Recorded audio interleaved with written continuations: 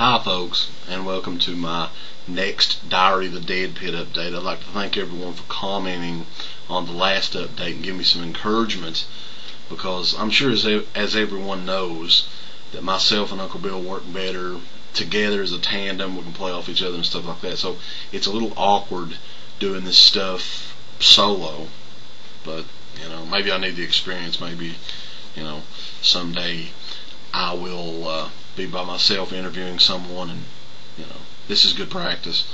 So in this next Diary of the Deadpit update, hopefully keep it a briefer update than past Diary of the Deadpits. I just wanted to really touch on a movie that I feel is severely overrated amongst horror fans, and even more so since I've watched it again recently. I want to be talking about that one here in a little bit, but I want to send out a special thanks to a guy on our message board, and he also is a horror review writer. I think he writes for Fatally Yours Reviews, and he picked us up this sweet autograph, Gerald Deodato, and you can see, if you can see it there, signed to Deadpit.com, Gerald Deodato, who of course is the director of a classic film, Cannibal Holocaust. He picked this up at the Horror Hound Weekend show. And if anybody lives near Indianapolis and hasn't been to a horror convention, that's definitely a good one to check out. We were at the show in November, met up with Jason, the Fiend of Gru, as he's known on the internet, and I think his wife Chantel, and they were both really nice. And but that's a great show. Everyone needs to go and check that out. I think the next one in Indianapolis is in August, but they have another one in Pittsburgh in June, and they have awesome guests for all their shows. Unfortunately, we couldn't make it this time, but Jason was nice enough to pick us up this sweet ass autograph, which will be hanging in a more officious Deadpit studio very soon, and we'll keep you up to date on that in the coming weeks and months ahead over at Deadpit.com. Now, some other stuff definitely want to mention on here before I get started is the interviews and all the stuff that's going on the YouTube page, and hopefully all you guys are enjoying it. I know that Ray Boucher and Jay Real interviewed tons and tons of celebrities at those Texas shows, so special thanks to those guys for doing all that. I mean, I know how hectic that can be, getting interviews and stuff, and I hope, I urge everyone to go out there and check that stuff out. YouTube.com/Deadpit. I think we're the only YouTube site that features horror interviews like that, so definitely check it out. And we have some interviews up there too from the Fright Night shows and just various other stuff that we've done. There's also another funny video on there of me opening a birthday present, and it's a great birthday present. Big thanks to Uncle William for that. I noticed on the update that our buddy Uncle William did that he was doing the Diary of the DVDs, and I have some DVDs too, and movies and stuff, so I'll briefly go through them. A lot of them I have never seen, so they're not going to be reviews. They're just going to be stuff that will be featured in coming weeks on the show. We get a lot of these DVDs for review on the website and on the show, and we review, Jesus Christ, it's probably 400 to 500 movies a year on the show, and it can get very annoying sometimes. I'll just say that, because there's a lot of these independent movies, and I'm not calling these ones out, but there's a lot of them. Sometimes they're edited on like Windows Movie Maker, and it's just a hassle to watch some of these movies. But we have the policy: anything we're sent will be reviewed in some form, either on the website or on the radio show. So up first we have a DVD-R from Richard Tarasi, and no, I haven't watched this, Richard, if you're wondering. It's Am I Evil? And we get a lot of stuff like this, And being quite honest with you, this stuff is usually the bottom of the pile. Only because we've seen. I mean, this is a screener. Of course, it's not on official DVD yet, and who knows, a lot of them will never be on official DVD. But if I'm being honest with you, like, this stuff is usually the last in line, quoting, Ronnie James Dio. Another one, Gutter Balls, which we did actually watch. I've heard a lot of things about this, and that's not the original artwork, by the way. I'll let you guess what that's from. And this is Ryan Nicholson's new movie. We're going to review this week on the show, but if you like gore, I'll just say that. Another movie Uncle Bill mentioned too is Hello Mary Lou, Prom Night 2. And I'm thinking we may be reviewing this one this week as well. Great 80s cheese movie. It's not related at all to the original Prom Nights. Excellent. I think it's the best Prom Night movie. Prom Night 2. Hello, Madam. What else?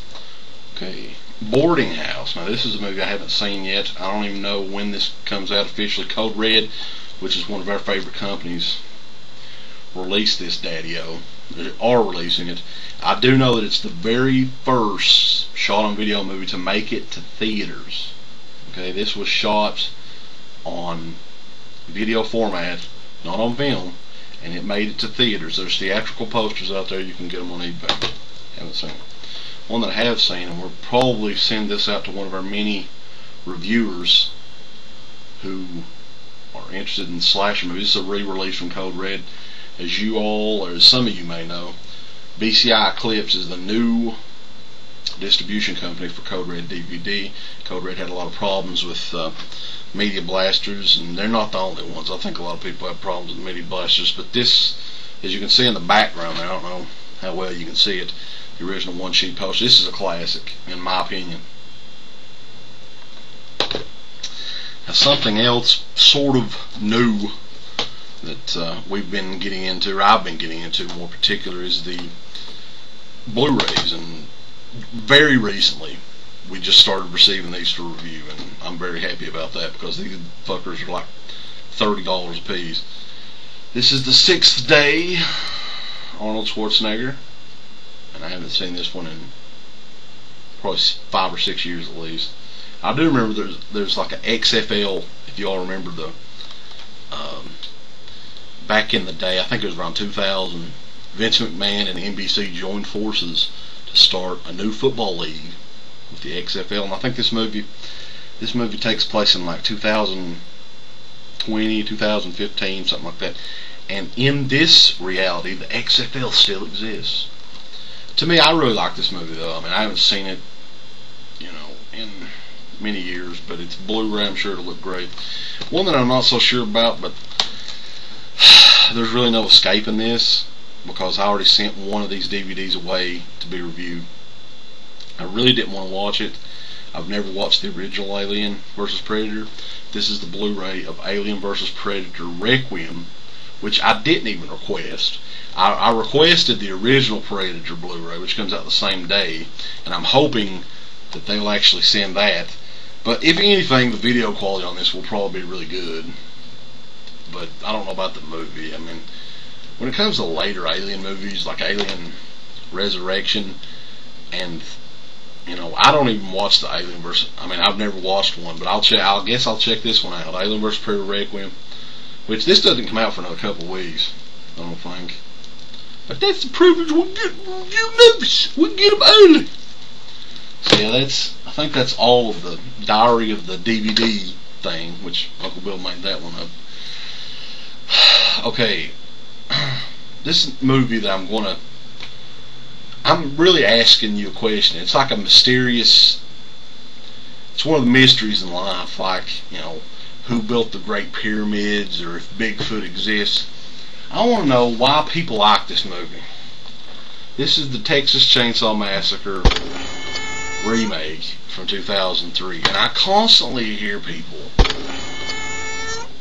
on the phone, on the internet, people that I talk to praise this film. And I saw it with Uncle Bill back in the day in theaters, and I never rewatched it. And being the completist that I am, I bought the DVD pack. This is a special 2-disc edition for like $6 or something on deep discount, just to complete because I'm a completist. Like, the weird thing with me is if I have just Halloween 1 through 7, that's not good enough. I have to have them all, and that's with the Texas Chainsaw movies too, unfortunately. So I had to get it. I remember seeing it in theaters, absolutely hating it for a lot of reasons. The main reason to me, besides Chainsaw being a classic, the original, is the original Chainsaw movie, if the same cast were to get together 10 years later, it wouldn't have worked. It was something that was a product of its time, which I think we've used that saying before. And when you put a massive budget behind it and get Michael fucking Bay involved in it, it's just a recipe for disaster, is what I'll say. And the whole movie was fucking stupid. I just don't understand it. Like, the family members. Well, first of all, okay, the movie starts like the original pretty much. And the hitchhiker in this one is a woman who blows her brains out. And, of course, we never really find out. I guess the family sort of got to her and she was like terrified. I think she pulls a gun out of her snatch or something. And of course the teens in the movie, which is led by, is her name Jessica Biel, something like that, they of course are terrified and go and call the cops, and of course meet up with Sheriff Hoyt, which is Arlie Ermey's character. And from then on, like, and I've seen this movie twice and I just watched it recently, it's just all a blur. It's just all like one pointless scene to the next. And there's so many family members in this, it's just ridiculous. Like, in the original it's pretty much 3 or 4 characters at most. You have the cook, you have Leatherface, you have the hitchhiker, then Grandpa, which is sort of just a dude just sitting there. I mean, he's not really a character. But in this one, I mean, you want to go through the family members. I have them written down here. I had to go on IMDb and look them all up because I even forgot some of them. There were so many of them. Thomas Hewitt, Leatherface.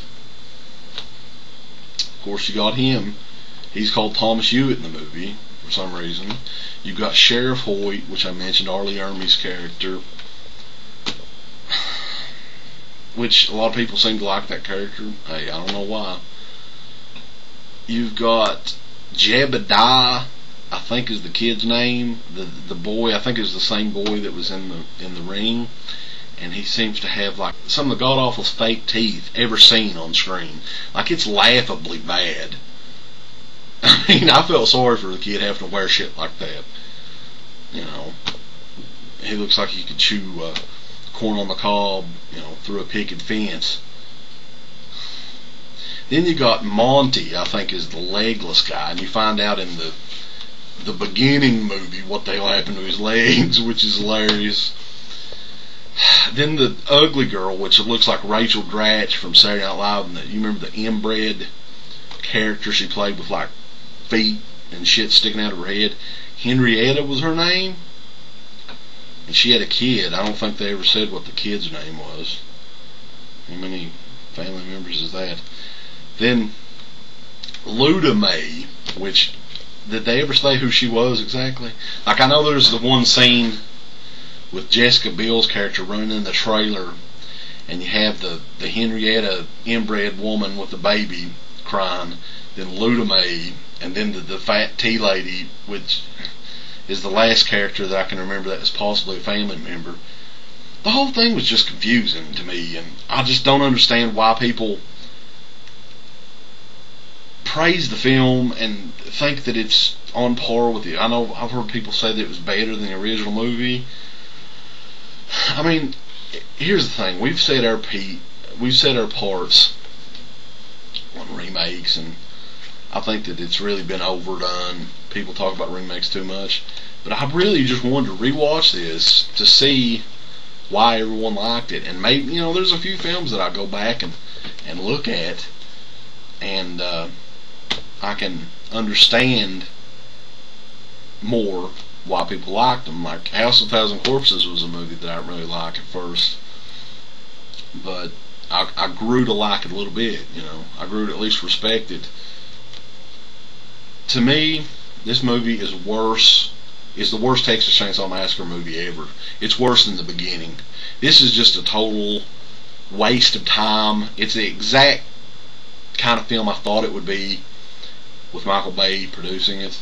And this is exactly why I'm worried that pretty much the same people are in charge of the new Friday the 13th film. And I guess that's what made me finally want to go back and watch this.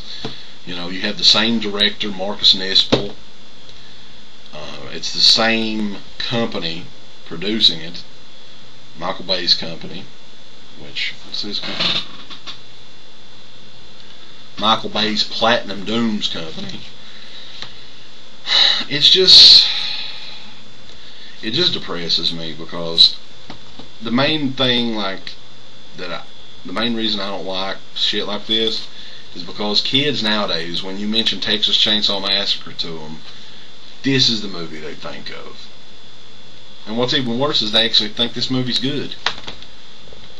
I don't know, it's depressing. But yeah, this is the 2-disc edition, and some interesting things about this edition.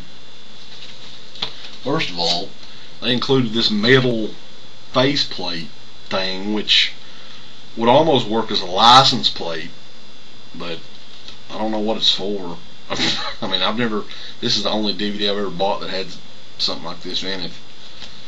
And you also take this off like and it unfolds to be a big fucking chainsaw. Ah! So it's a 2-disc set. And there's actually a pretty cool little documentary on Ed Gein on the second disc. Oh shit. Lighting issues. We need to invest in a 500 watt halogen light. Save some money, folks. And you have evidence photos, which I think are hilarious. For some reason, it looks like somebody, these are evidence photos, I guess, and it looks like on each photo somebody jacked off on it. Look, there's one, there's another one.